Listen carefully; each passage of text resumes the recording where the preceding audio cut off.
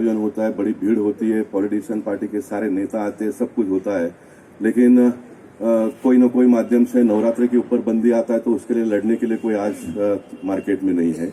गणपति बापा के विसर्जन में क्या करना क्या नहीं करना यहाँ तक की बात आ गई है। डिंग डांग करके 3-4 घंटा डांस करने वाले बहुत आ जाते हैं, लेकिन इसके ऊपर कार्यक्रमों के ऊपर बंदी आती है, ये अच्छी बात है, मतलब मैसेज पहुंच रहा है मेरा। लेकिन गणपति बापा के ऊपर बंदी आती है तो उसके लिए लड़ने के लिए कोई आगे आता नहीं है। माता जी का मटकी विसर्जन और माता जी के मूर्ति का विसर्जन के लिए विडम्बना, ये मैं मेरी भावना को व्यक्त करता हूँ। जो भी कार्यकर्ता आने वाले दिनों में मेरे साथ में काम करने के लिए आएगा जिसका मैं स्वागत करूंगा। मैं वही बताने वाला कि मैं आज मिस कर रहा हूँ एडवोकेट जयप्रकाश मिश्रा जी का। ये मिश्रा जी और पांडे जी जब आते हैं तो विद्यार्थी सिंह जी मेरा कोरम पूरा हो जाता है कोरम पूरा हो जाता है। तो माता जी के उसके लिए लड़ने के लिए कोई आते नहीं है। छठ पूजा का एक अपना महत्व है, उसका एक अपना महिमा है। छठ पूजा को हमारे ब्यूरोक्रेट्स ने यहाँ तक लाके रख दिया कि ड्रम के अंदर लेडीज लोग को उतारो, पाँव रखकर छठ पूजा करो। कोई बोलता है बाल्टी के अंदर पानी रख के उसमें पाँव रख के पूजा करो।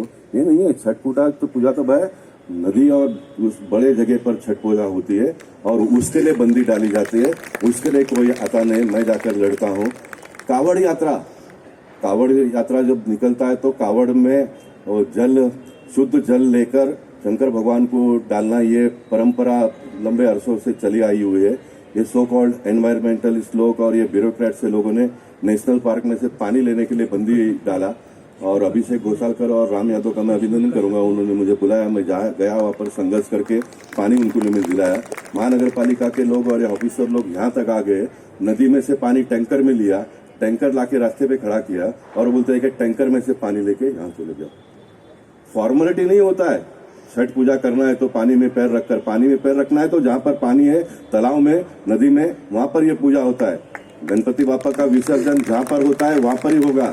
माता जी के 9 दिन के बाद में पूजा का, उसका मटकी का, जो भी हमारे परंपरा है वहां पर ही होगा, वहां पर ही होगा। कावड़ यात्रियों को पानी मिलना है तो शुद्ध नदी और तालाब के जो भी है उसमें से लेकर डाला जाएगा।